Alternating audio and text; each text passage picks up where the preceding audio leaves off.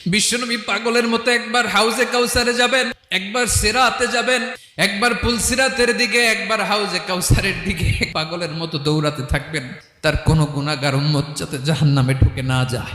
কিয়ামতের ময়দানে ওই বিভীষিকাময় সময়ে মুসিবতের কালে মানুষগুলো পাগল হয়ে বিশ্বনবীকে খুঁজতে আরম্ভ করবে।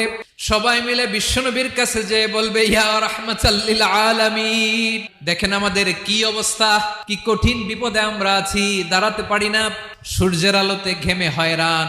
বিশ্বনবী মাকামে মাহমুদে যে আল্লাহু আকবার বলে সিজদায় লুটিয়ে পড়বেন, বিশ্বনবী এমন ভাবে অজর দ্বারায় সিজদায় লুটিয়ে পড়ে কাঁদবেন, রব্বুল আলামিনের রহমতের দরিয়ায় জোশ লেগে যাবে। রব্বুল আলামিন এই দৃশ্য থেকে সহ্য করতে পারবেন না। রব্বুল আলামিন বলবেন, ইয়া মুহাম্মদ ইরফা রাসাক, ও নবী আপনি মাথা তোলেন, আপনার কান্না আমি সহ্য করতে পারি না, আজকে আপনি যা চাবেন তাই দেব। ওয়াশফা তুশাফা, যার জন্য সুপারিশ করবেন তার সুপারিশ কবুল করে